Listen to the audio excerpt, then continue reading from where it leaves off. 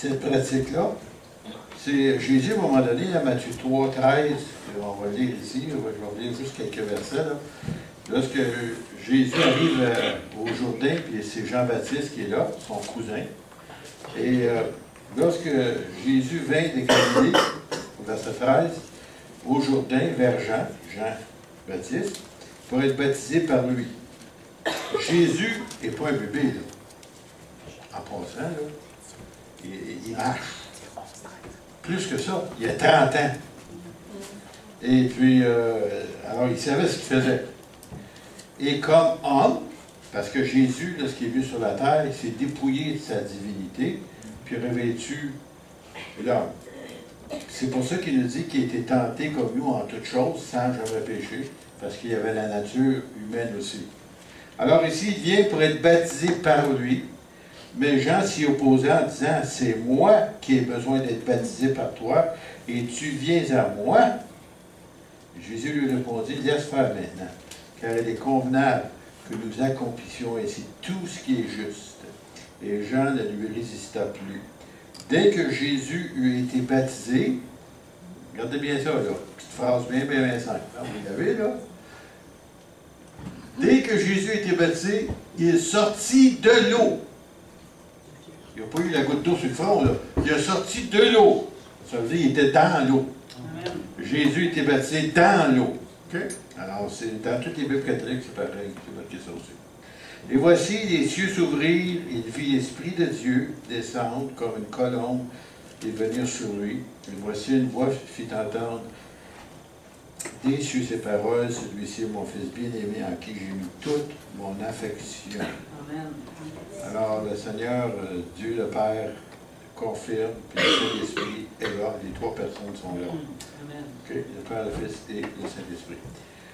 Alors, je vais regarder maintenant à la suite du ministère de l'apôtre, ou plutôt de Jésus. Pendant 3 ans, il a formé des disciples. Et aussi, les personnes qui le suivaient, qui décidaient de le suivre, de devenir disciples, se faisaient baptiser. Et c'est ces disciples qui les baptisaient. Et puis ici, au chapitre 28, ça c'est vers la fin de son ministère. Et là, maintenant, il est en train d'être enlevé pour monter au ciel. Et il dit ceci, à l'Église, à ses disciples, aux apôtres, si vous voulez. Il dit, allez, faites. Oh, c'est là. Ah ben là, ça dit, j'ai pas bien le choix. Hein? Il dit, faites de toutes les nations des chrétiens. Non, non. Pas ça qui est marqué à votre vue? Ah, excusez. Ah, c'est marqué des disciples. Ah, je ne l'ai pas encore. Il n'est pas arrivé là encore. Ça s'en vient. On va l'avoir. Des disciples vient du mot discipline. Et il faut se discipliner. Hein? Imaginez. Ah, boy. Tu peux-tu... Alors, je l'ai vu, moi. Alors, faites des disciples, des gens qu'on va... regardez bien ça. Et comment on fait un disciple? Premièrement, avant de faire quoi que ce soit, les baptisants. Okay? Au nom du Père, du Fils et du Saint-Esprit. Et enseignez-leur. Enseignez-leur. C'est pas suffisant d'avoir une goutte d'eau sur le front ou d'être baptisé et s'être saucé dans l'eau, comme on dit. Tout simplement, tu as besoin d'apprendre. Enseignez-leur à observer tout ce que je vous ai prescrit. Et voici, je suis avec vous tous les jours jusqu'à la fin du monde. Par le Saint-Esprit, on sait que Jésus est avec nous autres tous les jours. Alors, cela dit, je vous emmène dans un autre évangile, Marc 16, 16, qu'on connaît bien d'ailleurs, et qui appuie encore une fois qu'est-ce que Jésus vient de déclarer ici dans Matthieu 28. Puis il leur dit, allez par tout le monde et prêchez la bonne nouvelle à Saint-Malachie, à toute la création. Oui, à toute la création. Vous faites partie de la création de Dieu? Vous faites partie de la création de Dieu? Bon, on fait partie de ceux qui sont appelés. Okay? Alors, il dit, allez annoncer à toute la création, celui, écoutez bien ça, qui croira et qui sera baptisé, mais il nous dit sera sauvé. Mais regardez bien ça, il ne s'est pas marqué, il dit, mais celui qui sera baptisé et croira plus tard sera sauvé. C'est le contraire. Il faut croire. Puis le pauvre petit bébé qui vient au monde, il n'est pas fait devant la personne. Il ne sait pas c'est quoi que c'est le mal, il ne sait pas c'est quoi que le péché, il ne sait rien, lui, là. Il sait juste qu'il a faim, il a soif, puis change-moi. C'est là. Le bébé, il ne sait rien. Alors, qu'est-ce que le baptême peut faire pour lui pour le sauver? Il ne peut pas. Mais quand que tu prends l'âge, et souvent c'est vers l'adolescence que ça arrive, qu'on décide si on veut réellement suivre le Seigneur. Et c'est là, nous dit ici, celui qui croira et qui sera baptisé sera sauvé. Mais le baptême, en passant, ne sauve pas. Il dit, il faut croire qu'il sera baptisé. Si, admettons, tu viens d'accepter Jésus aujourd'hui, et par, je ne sais pas comment je dirais ça, là, le Seigneur décide de venir te chercher, que ce soit par une maladie ou un accident ou quoi que ce soit, puis tu n'as pas le temps de te faire baptiser. Tu veux, mais tu n'as pas le temps. Tu es sauvé pareil. Parce que le baptême ne sauve personne. C'est tout simplement, c'est pareil comme des fiançailles. Tu sors avec quelqu'un, tu l'aimes, tu l'aimes, tu l'aimes, tu l'aimes, tu l'aimes, à un moment donné, hey, tu te maries! Mais tu l'aimais avant. C'est pas quand tu l'as marié que tu as décidé que tu l'aimais. Tu es pas mal en retard, mon enfant. Alors, c'est ça le baptême. C'est là que tu as décidé, tu as accepté Jésus. C'est merveilleux, tu l'aimes, tu veux le servir. Puis là, maintenant, vient le temps de prendre une décision. Je veux te suivre toute ma vie. Bon, mais vient le temps, le baptême d'eau. Amen. Là, c'est le mariage. Avec réellement là, ton engagement vers le Seigneur. Voici, mais où je vais rajouter celui-là? OK. Nommez le prix. Voici les miracles qu'accompagneront ceux qui auront cru. Qui ça? Les évangélistes, les pasteurs, les apôtres, les prophètes, les docteurs. Non? Ceux qui auront cru. Bon, ça couvre pas mal de tout le monde, ça. Et en mon nom, pas dans votre nom, hein? En mon nom, au nom de Jésus, ils chasseront les démons. Mais moi, j'ai connu des gens, c'est des démons qui chassaient les personnes. Il y avait assez peu de démons, là. Puis je vous parle des pasteurs. Quand quelque chose bougeait, puis il y avait un démon, là, ils paniquaient, puis arrêtez ça, arrêtez ça, arrêtez ça. Ils ne savaient pas faire avec. C'est le contraire, c'est toi qui l'as tout dit, c'est le démon. C'est pas le démon qui l'a tout dit.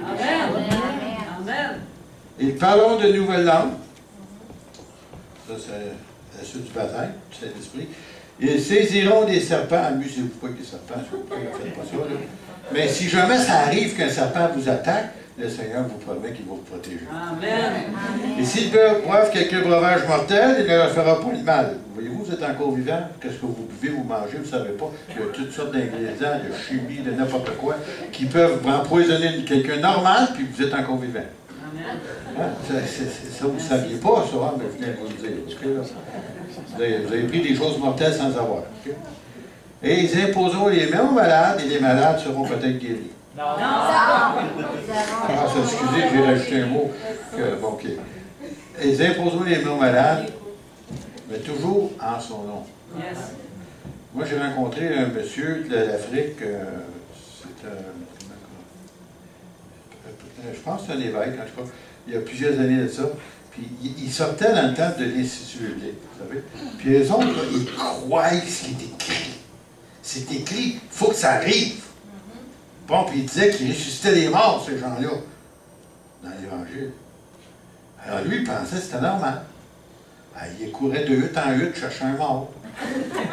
Puis finalement, il est tombé sur une hutte où il y en a un qui vient de mourir. Il sort dehors, puis là, lui, là, il n'y a pas de tout dans son esprit. Jésus l'a dit, ça va arriver. Bon. Là, il arrive, puis il prend le mort, puis il te lève contre le mur, puis au nom de Jésus, non, excusez, c'est ça l'erreur qu'il a faite. Il a dit aux morts de ressusciter. Ça n'a pas marché. Qu'est-ce qui se passe? Il a tourné chez Dieu, il a ouvert sa Bible, il a commencé à regarder. Oh, ah, mon nom! Oh, il a tourné le bord, il est revenu, il a ramassé le mort, il a mis contre le mur. Il dit, oh non, Jésus! Puis le mort est revenu en vie. Amen. Ça, c'est vrai, c'est vérifiable ce que vous dites là. C'est pas des histoires là, de bonhomme 7 heures. Là, tu sais, là. C'est les vraies choses qui sont arrivées. Ils sont rares, mais il y en a. Quelques-uns, c'est arrivé. Alors, je ne vous demande pas d'aller au salon funéraire. Là. Mais en tout cas, et puis, il y a même un pasteur qui est décédé d'un accident comme ça, encore une fois en Afrique. Et j'ai son témoignage, je ne sais pas s'il y en a qui l'ont entendu. Et puis, il était rempli de... Il y avait je connais que sa épouse avait, qui n'a pas réglé ça. Le Seigneur, il n'a pas permis qu'il s'en aille comme ça, puis il est revenu, puis il a réparé les choses, puis il a continué à vivre. Amen. Alors, c'est bon de pardonner, hein? Et se demander pardon. Acte 2,40. On va aller dans les actes maintenant. Parce que là, les actes, on dit les actes des apôtres, honnêtement, il faut être honnête, c'est plutôt les actes du Saint-Esprit au travail des apôtres. Parce que les apôtres, là, si on comptait sur Pierre, là, tu sais, là, Pierre, le mieux qu'il y a une petite femme qui a dit qu'il était un des disciples, et il a commencé à choquer après elle, là, tu sais, bah, ça, c'est le chef de l'Église. Du moins, ce qu'ils nous ont dit que c'était, puis on sait que c'est pas vrai. Là, ben, Acte 2,40. Alors, il conjurait, il exhortait, disant, « Sauvez-vous de cette génération perverse. » Ça, c'était la suite de l'effusion du Saint-Esprit. Ils ont entendu le merveilleux message que Pierre a finalement apporté. Et puis, suite à ça, mais, ils étaient tellement touchés. Bon, ben, il dit quoi? Qu'est-ce qu'on va faire? Qu'est-ce qu'on va faire? Qu'est-ce qu'on va faire? Bon, ok. Il les exhorte. Il les encourage. C'est ce que ça veut dire. Sauvez-vous de cette génération perverse. Tout aussi valide pour nous autres aujourd'hui, ça. Encore peut-être plus. Et ceux qui acceptèrent sa parole, Pierre, furent baptisés, et en ce jour-là, le nombre, pas des chrétiens, le nombre des disciples s'augmenta d'environ 3000 âmes. C'est pas payé pour commencer une réunion, ça. Une église, hein? 3000 personnes. Place. Si jamais ça arrivait chez nous, là, je ne sais plus ce qu'on ferait. Donc, il faudrait aller voir M. le maire pour y avoir une salle. Alors, Acte 8, 12, je vais continuer un petit peu dans les actes. Là, ici, il arrive une grande persécution contre l'Église de Jérusalem. Et tous, excepté, c'est bon à dire ça, les apôtres, hein, qui ont été dispersés. Et les apôtres ont resté à Jérusalem. Et partout ce qu'ils allaient à ce moment-là, ils étaient bavards. Ils racontaient tout ce que Jésus a fait pour eux autres. Alors, en d'autres mots, ils évangélisaient, c'est ça que ça veut dire. Okay? Soit on dit, hey, va évangéliser, va prêcher. Ils ont panique, le monde, on parle de ça. Non, non, raconte ce que Jésus a fait. Parle de Jésus, c'est tout. C'est pas compliqué, ça. Tu sais, on parle des autos, on parle de toutes sortes de pêche, de chasse de Jésus. Pas difficile, ça. Hein? Alors, c'est ça qu'ils ont fait. Puis Philippe, ben, c'est un de ceux qui avait été choisi pour être un diacre. Au début, les diacres n'avaient pas réellement une forme établie là, pour être un diacre. Il fallait qu'il soit rempli du Saint-Esprit. Il fallait qu'il y ait un bon témoignage, ainsi de suite. Mais là, ici, on voit que le diacre Philippe, il décide que distribuer la nourriture, comme d'ailleurs on fait de temps en temps, ben, il y avait du temps libre encore. Puis ça ne va pas faire son temps libre. Il a commencé à prêcher l'Évangile. C'est bon, ça. Avez-vous du temps libre? Prêcher l'Évangile. Puis à sa grande surprise, il y a des personnes qui ont été guéries. Il y a une multitude de personnes, même en Samarie, qui ont accepté le Seigneur. Samarie, la place que les Juifs ne vont pas. Parce que ce n'est pas des Juifs de pur sang. Okay? Alors, une foule se sont convertis. Et puis, il nous dit ici, lorsqu'ils ont cru à Philippe, ou le message de Philippe, qui leur annonçait la bonne nouvelle du royaume. La bonne nouvelle, c'est quoi? Il y avait des gens qui paniquaient avec ça. C'est le mot évangile. Évangile, bonne nouvelle. Bonne nouvelle, évangile. Ça veut dire quoi, ça? Ça veut dire, Dieu a envoyé son Fils mourir sur la croix pour vous et pour moi. C'est ça la bonne nouvelle. Puis il est ressuscité d'entre les morts. C'est compliqué, hein? Franchement, c'est compliqué l'évangile. Alors, on nous dit ici, hommes et femmes se firent baptiser. Il n'a pas dit bébés et bébés se firent baptiser. Vous avez bien saisi, là? Hommes et femmes, des personnes qui pouvaient comprendre ce qu'ils faisaient. Puis ont décidé de suivre Jésus par les eaux du baptême. Personne ne les a obligés d'être baptisés. Et ceux parmi vous qui avez été baptisés bébés, qui vous a demandé votre permission? Personne. Tandis que là, tu décides ce que tu veux suivre Jésus. Acte, j'en ai pas continué dans l'acte 8, il y en a un autre ici, je vous l'appelle sur les 36. Alors, il est en plein milieu d'un réveil. Vous savez, quand les hommes sont trouvés de droite faire compte, des guérisons, des miracles, ouh, allez, ouh, c'est la fête! Amen. La Seigneur de 5 minutes. Il va pas là-bas, là. Il y a un eunuque qui s'en va, là, chez eux, là. Puis il a besoin d'entendre l'Évangile, lui, là. Seigneur, tu me déranges en plein milieu de réveil. C'est pas normal, ça, là. Néanmoins, je vais raconter ça un petit peu plus tard, là. C'est arrivé là-bas. Puis il rencontre cet homme dans son char, qui s'en va, puis c'est un monsieur distingué, là, qui a de l'argent, tu sais, c'est un monsieur important. Puis il s'en va dans son char, puis il est en train de lire le prophète Isaïe. Puis c'est un homme croyant, si vous voulez, dans les choses bibliques, parce qu'il venait de la Jérusalem pour adorer comme tous les autres, mais il ne comprend pas l'Évangile parce que personne ne lui a parlé de ça. Alors, comme il continuait son chemin, mais qu'est-ce qui est arrivé? C'est qu'il a expliqué Ésaïe 53. Puis là, il l'a compris. Bien, pauvre Philippe, lui, il ne sait pas que l'autre a compris. Okay? Comme il continuait son chemin, il rencontrait de l'eau. Et l'eunuque dit, voici de l'eau, qu'est-ce qui empêche que je sois baptisé? Ouh, il a compris celui-là. Il y en a des gens que ça prend des années pour comprendre quelque chose. Lui, comme ça. Il a saisi que Jésus est le Sauveur, il a accepté le Sauveur, immédiatement, dans son char, sans que personne n'ait fait son appel. Vous acceptez Jésus? Non, non, il n'a même pas fait ça. Ça s'est fait tout de suite. Alors, Philippe dit, oh, mais là, je ne connais pas ça du monde qui accepte si vite que ça. Il se pose des questions, il dit, attends une minute là, si tu crois de tout ton cœur, cela est possible. Eh bien, l'eunuque qui répondit que Jésus-Christ est le Fils de Dieu.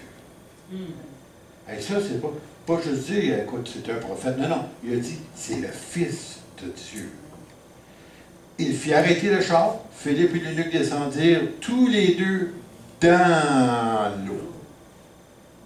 Il n'y a pas plus de coupe d'eau, là. Non, dans l'eau. Tous les deux. Philippe s'est mouillé. Et quand ils furent sortis de l'eau, l'Esprit du Seigneur enleva Philippe. Ouais, j'aimerais ça. Ça coûterait moins cher d'avion. Ouais. Et l'eunuque ne le vit plus. Tandis que joyeux, il poursuivait sa route. Imaginez-vous, là. Ça se passait dans ce temps-là. Ben, tu sais pas dans ta Bible. Oh, je viens d'aller, là. Il l'a enlevé. Ouais, dans le Nouveau Testament, ça. C'est passé aussi dans l'Ancien Testament. Ça a l'air que Dieu est pareil. Il n'a pas changé. Et ça peut vous arriver. Amen.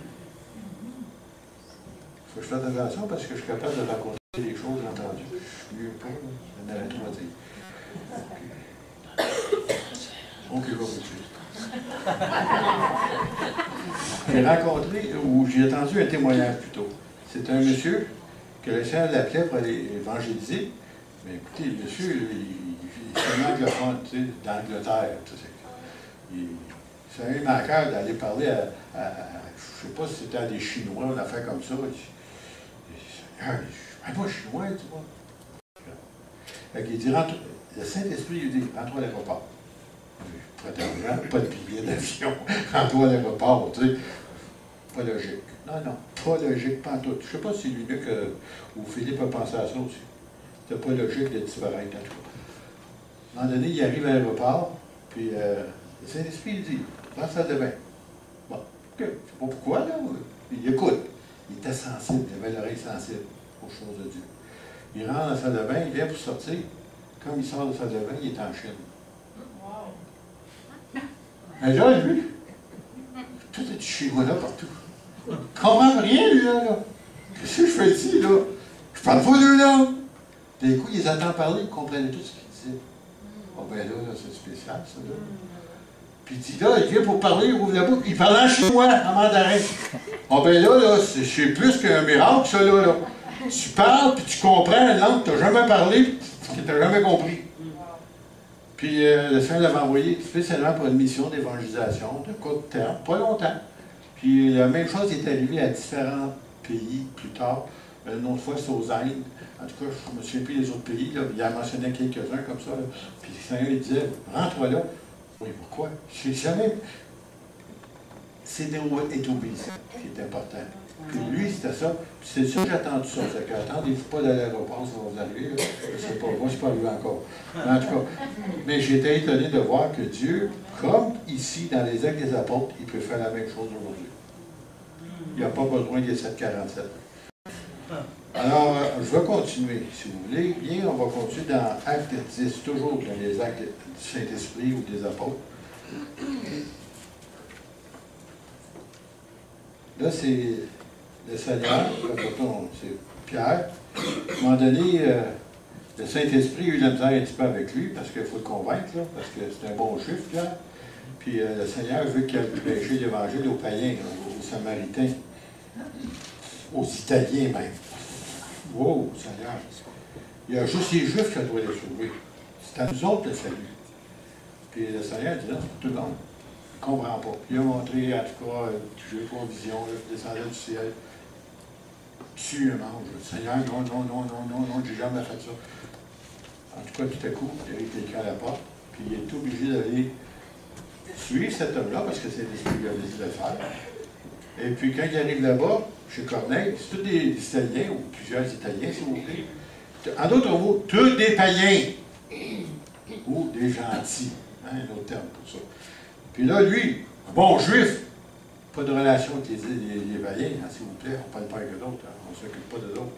Si je vais à Montréal, dans la partie ultra juive, là, vous allez passer à côté de quelqu'un, il ne vous regarde même pas, puis il ne vous parle même pas. Même si vous lui adressez la parole, il ne vous répond pas. Alors, ça existe encore aujourd'hui. Et puis là, ce qui arrive là-bas, il commence à leur... le Seigneur leur dit d'annoncer la parole, il commence à leur annoncer l'Évangile, puis comme un bon juif, il sait bien que les Juifs, c'est juste les Juifs qui sont au salut. Alors il continue quand même, le Saint-Esprit il a dit de le dire et puis de le faire. Il le fait. Puis à un moment donné, à sa grande surprise, le Seigneur interrompt sa prédication. C'est pas un monsieur de sa part du Seigneur, hein? Un monsieur, il n'arrête pas de parler, hein? C'est pas gentil, ça. Mais il savait que Pierre, il fallait qu'il l'arrête, parce que lui, là, il n'aurait jamais compris ça.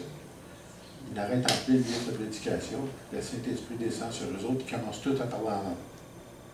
Pierre, qu'est-ce que c'est ça? C'est pas des Juifs qui n'ont pas le droit de recevoir ça.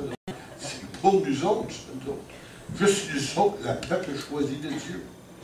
Mais là, le peuple choisi de Dieu, le Seigneur vient d'étendre ses cordages. Il va rentrer toutes les nations, comme peuple de Dieu, ceux qui veulent être sauvés. Et puis là, c'est pour ça que Pierre, là, quand il voit ça, il est réellement là, perplexe. C'est ses cas. Et il dit, peut-on refuser l'eau du baptême à ceux qui ont reçu le Saint-Esprit aussi bien que nous? Là, il est embêté. C'est beau, il parle, hein? C'est beau, ça.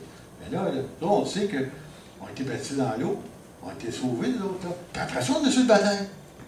Puis les autres, là, des Juifs, non, c'est pas des Juifs, des Italiens.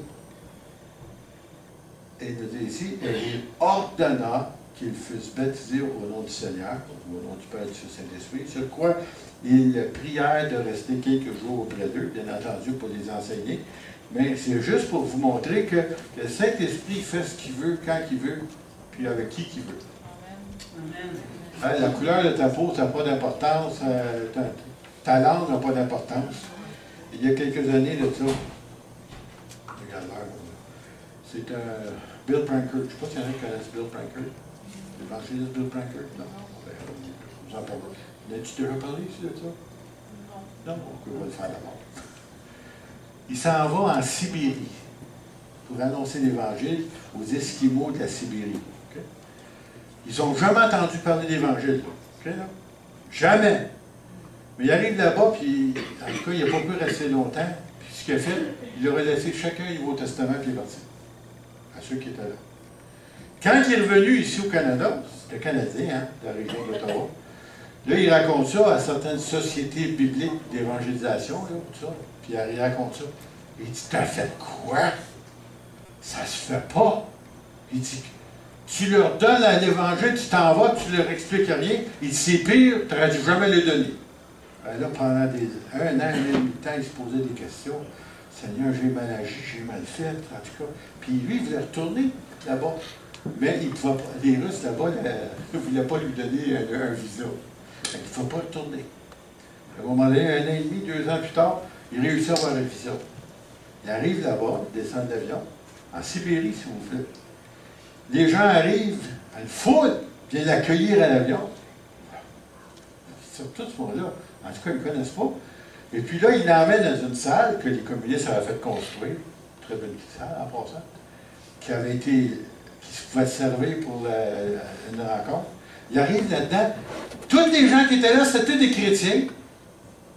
Tous bien sauvés, avaient accepté le Seigneur, baptisés dans l'eau, puis plusieurs même baptisés du Saint-Esprit. Des jeunesses, la jeunesse, là, des adolescents, en feu pour Dieu. Puis regardez ça. Qu'est-ce qui s'est passé ici? Y a-t-il quelqu'un qui vous a rencontré après que je suis passé? Non. Oui, mais comment ça se fait? Qu'est-ce qui s'est passé? Ben, tu sais, les petits livres qu'il nous a laissés, là, on commençait à lire. Puis quand on a tombé dans le livre des Actes des Apôtres, hey, c'était donc bon ce qui se passait. On a cru à ça, puis ça a commencé à se passer au milieu de nous autres. Puis des guérisons, puis des miracles, toutes sortes de choses. Puis il n'y a jamais eu personne qui a passé pour les enseigner sur quoi que ce soit. Juste la parole de Dieu. Juste les saintes Écritures.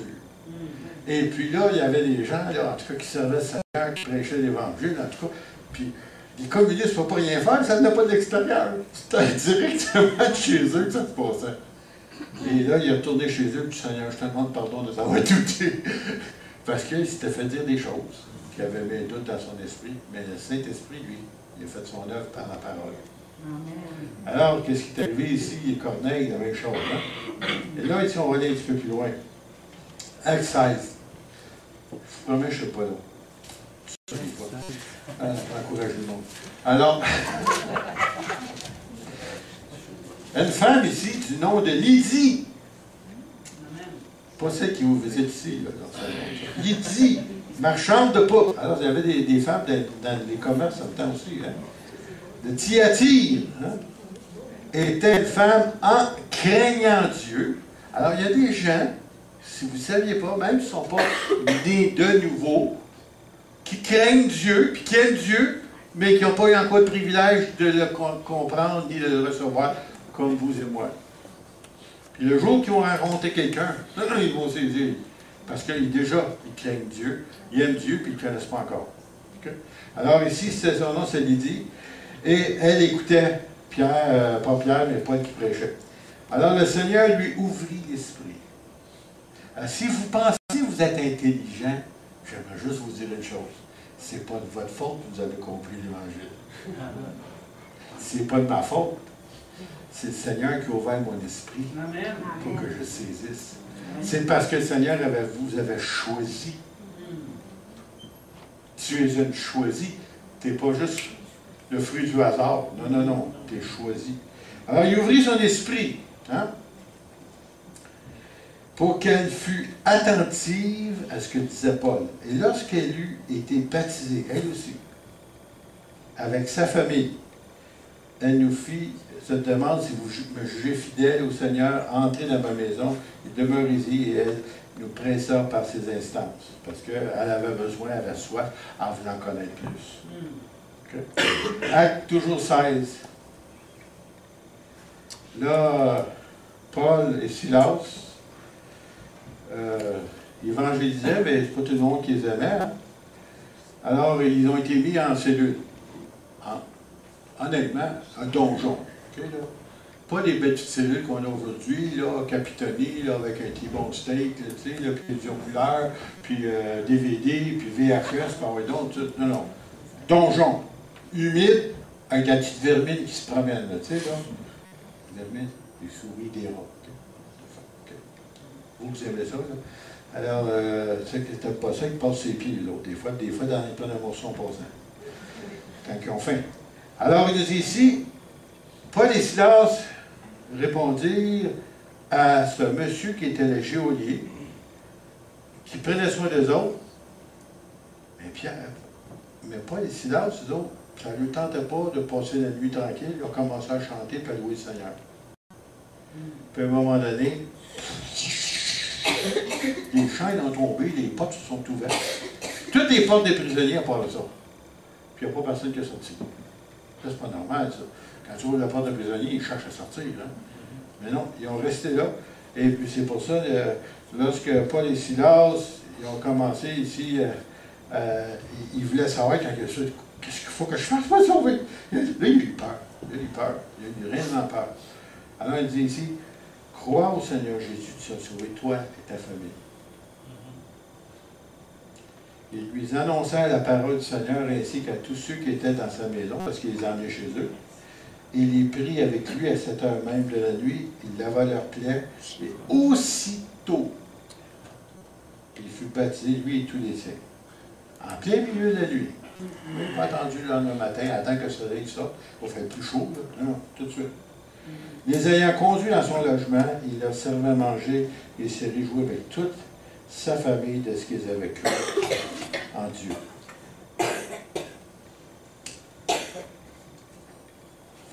Le Seigneur n'a pas changé ses méthodes de faire. Si tu as décidé de suivre Jésus, comme quelques-uns vont le faire après-midi, c'est que le baptême d'eau ne représente pas le lavement des souillures ou des péchés. L'apôtre Pierre le dit dans son épître, c'est tout simplement un engagement d'une bonne conscience que tu veux suivre le Seigneur. Alors, s'il y en a des gens qui pensent encore, qui ont ce concept ou cette idée-là, qu'en se faisant baptiser, bon, ben, ça va me laver de mes péchés, ça veut dire que... Là, non, ça ne lave pas tes péchés. C'est ton engagement. C'est que c'est déjà arrivé, tu as accepté Jésus, le Seigneur t'a pardonné tes péchés, là, maintenant, tu t'engages à le suivre. Alors, c'est pas compliqué. Et la façon de le faire, pour ceux qui n'ont jamais vu un service de baptême, c'est tout simplement... Il y a quelqu'un avec vous, puis il va vous plonger dans l'eau, aller-retour. Je me souviens, il y avait une dame à Thetford Mines, elle avait peur de l'eau. Elle avait peur de l'eau. C'était une vraie phobie. Mais elle savait qu'elle aimait Jésus. Elle savait qu'il fallait être baptisé. Elle a dit, je vais me faire baptiser. Je ne suis pas vrai. C'est pas vrai. Puis elle s'est fait baptiser, puis elle n'a jamais eu peur. Alors, faites-vous-en pas, là. C'est un engagement d'une bonne conscience. Amen. Des personnes ici, dans cette assemblée, qui ont décidé de dire oui à Jésus, et je veux que le monde le sache. C'est ça. C'est que ça devient un témoignage vivant, que les gens vont savoir que vous aimez le Seigneur et que vous le suivez. Alors ici, le baptême, encore une fois, Jésus nous a demandé de le faire. Et tous les disciples du Seigneur qui sont devenus disciples ont été baptisés dans l'eau. Et puis, comme je vous le dis encore une fois, c'est un engagement d'une bonne conscience. Si vous êtes décidé de suivre Jésus, même si ce n'est pas aujourd'hui que vous le faites, un jour vous allez le faire parce que vous aimez le Seigneur, puis le Seigneur vous a choisi, puis vous savez. Amen. Et que vous êtes un enfant de Dieu. Et que je me souviens la première, quand moi je me suis fait baptiser, ma femme était là. Ah, chérie. Elle se moquait de moi dans ce journée-là, on ne me connaissait pas. Gros et grand monsieur qui se faisait baptiser par la soeur qui était plus petit que lui. Elle a vu tout le monde. Dans ce temps-là, l'église, c'est le centre à Montréal. C'est en haut, jouché devant tout le monde. La salle était pleine, 300-400 personnes. Gêné comme je l'étais. Les jours où il y avait une communion fraternelle ensemble. J'étais dans la salle en train de me changer, Seigneur, je ne suis pas capable. Seigneur, pas capable. Seigneur, pas capable. Seigneur, pas capable. Seigneur, aide-moi, je ne suis pas capable. J'arrive de l'autre côté, bien calme. Même, je regardais dans la salle, je regardais le monde dans la salle. Ça, c'est pas moi, ça. J'étais assez gêné, là. Le monde avait tout, comme tu sais, des lunettes brouillées, tu sais, là. Puis ma femme était là, mais je ne savais pas dans le temps que c'était pas être ma femme. Puis à elle, sa soeur, elle s'est moquée d'elle, as-tu vu? En tout cas, je ne dirais pas ce qu'elle dit, mais en tout cas. Elle me dira si elle veut. Et puis, le pasteur m'a posé une question qu'il n'aurait pas dû me poser. Je ne sais pas pourquoi. Il n'a pas demandé ça aux autres avant moi, ni après moi. Puis, il me demande un mot de témoignage. J'ai dit que j'ai accepté Jésus, que j'étais sauvé, puis ça. Puis il dit, es-tu bien sûr? Non, je n'ai pas posé ça aux autres. Pourquoi tu me poses cette question-là? Déjà, je ne suis pas prêt à être là, puis je vais poser une deuxième question. Je dis, ben oui. Puis là, il m'a baptisé, puis il n'y a pas eu de misère. En fait, de deux comme lui, là. Mais en tout cas, il n'y a pas eu de misère. Alors, c'est un engagement de bonne conscience. Puis après que tu as pris cette décision-là, il y a une certitude qui vient avec ça, une assurance, une plus grande assurance de ton salut. Parce que là, t'as pas comme te dit là, à Satan, Satan, là, je ne veux plus rien savoir de toi, là. Pareil. Mais jusqu'au baptême, il dit, oh, il y a des chances qu'il change d'idée. Tout d'un coup, qui me revient. No way! C'est en anglais, ça, tu sais. Il n'y en a pas question. Puis quand tu arrives là, puis ceux qui ont été baptisés, je ne veux pas vous faire peur. C'est peut-être pas le bon temps de dire. Ben, je vais le faire pareil.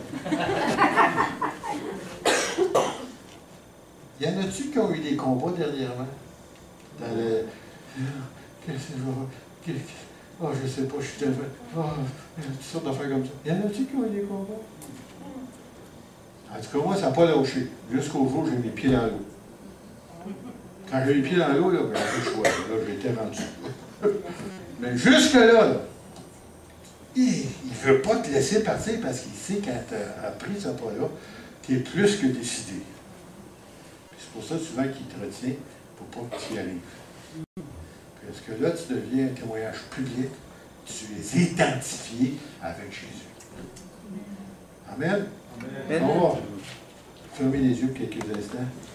Mon Père Céleste, je te remercie, Seigneur, pour tes enfants qui sont ici. Et Seigneur, s'il y a quelqu'un qui n'a pas encore eu ce privilège de saisir, de comprendre et de recevoir Jésus comme Seigneur et Sauveur, je te prie par ton Saint-Esprit de les toucher maintenant, de les attirer à toi. Jésus, tu as donné ta vie pour elles, pour eux, Seigneur. Ton sang a été versé sur cette croix. Ton corps a été meurtri, couronné d'épines. Et tu l'as fait pour eux, pour moi. Et Seigneur, en retour, tout ce que tu nous demandes, Seigneur, c'est d'accepter ce que tu as accompli pour nous. Et Seigneur, j'aimerais à ce moment, par ton Saint-Esprit, Seigneur, que tu touches ces cœurs. Et s'il y a quelqu'un dans ce lieu qui n'a pas encore cette merveilleuse expérience qu'on appelle le salut par grâce, de recevoir Jésus dans leur vie, Seigneur, je te prie par ton Saint-Esprit de les toucher, de les attirer à toi. Tandis que tout le monde a les yeux fermés, j'aimerais juste faire une invitation et puis dire, simplement dire, oui, j'aimerais recevoir Jésus dans ma vie. Oui, je veux l'accepter comme mon sauveur. Oui, j'accepte son sacrifice sur cette croix pour moi. Si c'est votre désir, levez la main, baissez ensuite, tout simplement, en indiquant oui. Est-ce qu'il y en a d'autres? Il y a quelques-uns qui ont levé la main, oui. Alors, sans plus tarder, je vais vous demander de faire un autre pas qui va être peut-être un petit peu plus difficile pour vous. J'aimerais que vous puissiez venir me rejoindre ici en avant, puis j'aimerais prier pour vous et avec vous, pour que le Seigneur, réellement, là, vous donne cette assurance personnelle à vous autres aussi, comme il l'a fait pour moi, comme il l'a fait pour tant d'autres aussi. Je vous invite, avancez-vous tout simplement, sans plus tarder. C'est pas un spectacle, c'est tout simplement qu'on veut accepter Jésus, qu'on veut que le monde le sache, puis qu'on veut que Dieu nous donne cette certitude dans notre cœur. Amen. Pasteur, tu veux dire avancer, s'il vous plaît? On va se placer ici, un côté de l'autre. Non, on va se mettre un côté de l'autre. On va inviter tout le monde ici. Avancez-vous. OK, attendez, il y a notre dame, ça va. Avancez-vous.